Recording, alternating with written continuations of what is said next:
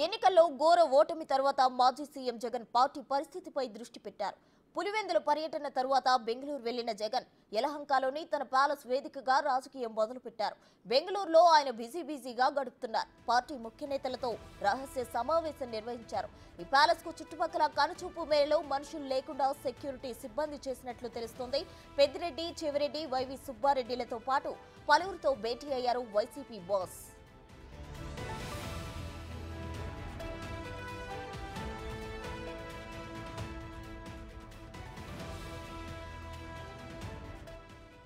ఈ భేటీలోనే స్పీకర్ ఎన్నికల్లో బీజేపీకి మద్దతు ఇవ్వాలని నిర్ణయించినట్లు తెలుస్తుంది. ఈ రహస్య భేటీకి విజయసాయిరెడ్డికి పిలుపు లేదని సమాచారం అందుతోంది. ఈ భేటీలో లిక్కర్, ఇసుక అక్రమాలపై ప్రభుత్వం ఏ రకంగా వ్యవహరించబోతుందనే దానిపై ప్రధానంగా చర్చ జరిగినట్లు తెలుస్తుంది. ఎన్నికల్లో పెట్టిన ఖర్చు, ఈ 5 ఏళ్లు పార్టీకి వచ్చిన నిధులపై చర్చించినట్లు ప్రచారం జరుగుతుంది. మరో 2 రోజులు వైసీపీ అధినేత జగన్ బెంగళూరులోనే ఉండనున్నారు.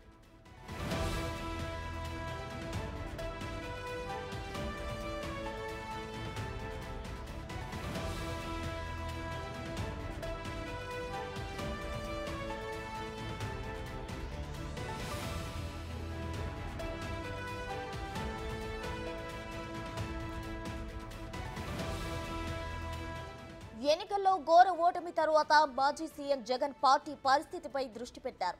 పులివెందుల పర్యటన తరువాత బెంగళూరు వెళ్లిన జగన్ యలహంకలోని తన ప్యాలెస్ వేదికగా రాజకీయం మొదలుపెట్టారు. బెంగళూరులో ఆయన బిజీగా గడుపుతున్నారు. పార్టీ ముఖ్య నేతలతో రహస్య సమావేశం నిర్వహించారు. ఈ ప్యాలెస్ కు చుట్టుపక్కల కనుచూపు మేరలో మనుషులు లేకుండా సెక్యూరిటీ సిబ్బంది చేసినట్లు తెలుస్తోంది. పెద్దిరెడ్డి, చెవిరెడ్డి, వైవి సుబ్బారెడ్డిలతో పాటు పలువురితో భేటీ అయ్యారు వైసీపీ బాస్.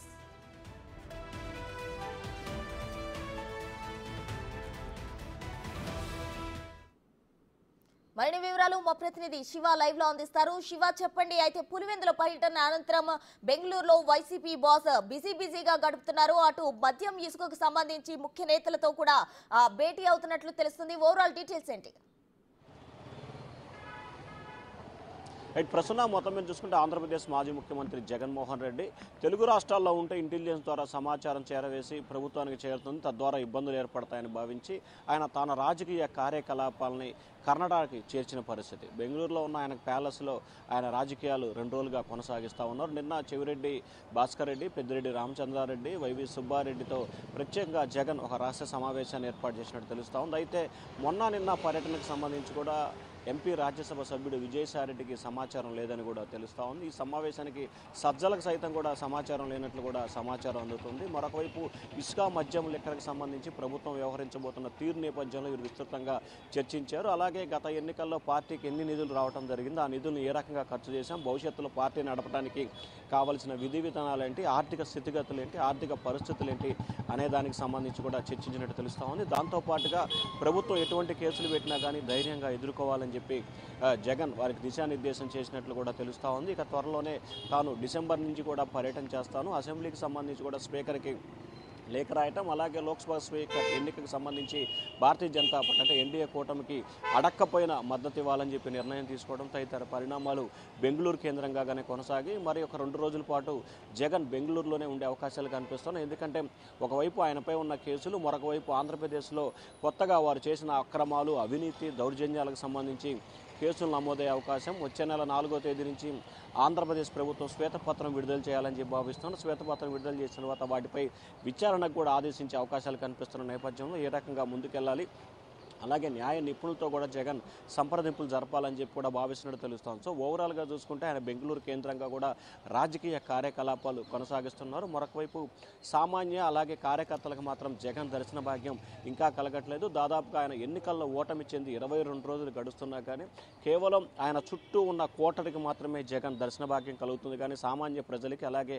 పార్టీ కోసం కష్టపడి అలాగే దాడులకు గురయ్యి దెబ్బలు తిన్న కార్యకర్తలకు మాత్రం జగన్ తమ దర్శనం లభించట్లేదని కూడా కార్యకర్తలు ఆందోళన చెందుతున్న పరిస్థితి కనిపిస్తూ ఉంది. ఒకవైపు అధికార పక్షం పూర్తి స్థాయిలో కూడా గత ప్రభుత్వం చేసిన అక్రమాల, అవినీతిపై వెలుగుదీస్తున్న క్రమంలో జగన్ బెంగళూరులో కూర్చొని రాజకీయాలు చేయటం, అలాగే స్పీకర్కి రాక రాయటం తదితర పరిణామాల పట్ల కూడా వైఎస్ఆర్సీపీ నేతలే అసంతృప్తి అయితే వ్యక్తం చేస్తున్నారు. సో ఓవరాల్గా చూసుకుంటే బెంగళూరు కేంద్రంగా జగన్మోహన్ రెడ్డి తన రాజకీయ కార్యకలాపాలు కొనసాగిస్తున్నారు. ఎందుకంటే లిక్కర్కు సంబంధించి కూడా ఎక్కడా కూడా డిజిటల్ పేమెంట్స్ లేవు, మొత్తం కూడా జీరో రికార్డ్స్. ప్రభుత్వానికి సంబంధించి ఆదాయాన్ని కోట్ల రూపాయలు ఎగ్గొట్టినట్లు కూడా తెలుస్తూ ఉంది. అవినాష్ రెడ్డి, పెద్దిరెడ్డి, చెవిరెడ్డి నేతృత్వంలో లిక్కర్ కొనసాగింది. ఎక్కడా కూడా బిల్లులు లేకుండా, ఎక్కడా కూడా రికార్డ్స్ లేకుండా సొంత కంపెనీలు నిర్వహించి వేల కోట్ల రూపాయలు దీంట్లో దోచుకున్నారని చెప్పి కూడా ప్రచారం జరుగుతుంది. ఈ ప్రచారానికి తగ్గట్టుగానే జగన్ దీనిపైనే 2 రోజుల పాటు బెంగళూరు కేంద్రంగా ఫోకస్ పెట్టడం ప్రస్తుతం ఆంధ్రప్రదేశ్ రాజకీయాల్లో దీనిపై ఫోకస్ పెట్టిన పరిస్థితి కనిపిస్తూ ఉంది. మరి చూడాలి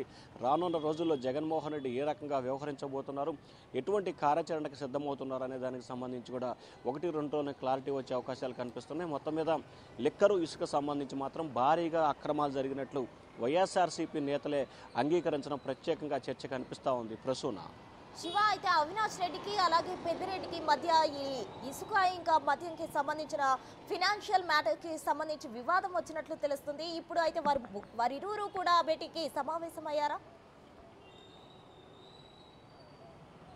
అంటే ప్రధానంగా చూసుకుంటే లిక్కర్కు సంబంధించి అలాగే మైనింగ్కి సంబంధించి కూడా వీరిద్దరే నిర్వహించారు.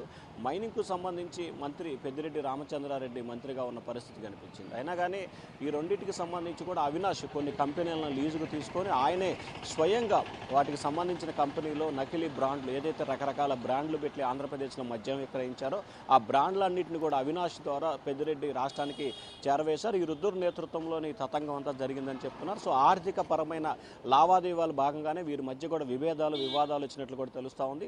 ఈ వివాదాల కారణంగా గతంలో అనేక సందర్భాల్లో కూడా వీరి మధ్య సయోజ చేసే ప్రయత్నం జగన్ చేసినప్పటికీ అవి సరళీకృతం కాలేదు. తాజాగా నిన్న బెంగళూరులో కూడా వీరు భేటీ అయినట్లు తెలుస్తూ ఉంది. ఈ భేటీకి సంబంధించి ప్రతిపక్షంలో ఉన్న సమయంలో మనం వివాదాలు పెట్టుకోకుండా కలిసికట్టుగా అధికార పక్షంపై పోరాటంగా చేయాలి, కానీ ఎందుకు మీలో చేసుకోవడం సరైన పద్ధతి కాదు, మీకు సంబంధించిన అంశాలు తాను పరిష్కరిస్తానని చెప్పి కూడా జగన్ అయితే వారికి భరోసా ఇచ్చినట్టు తెలుస్తూ ఉంది. Prasuna right, thank you Shiva.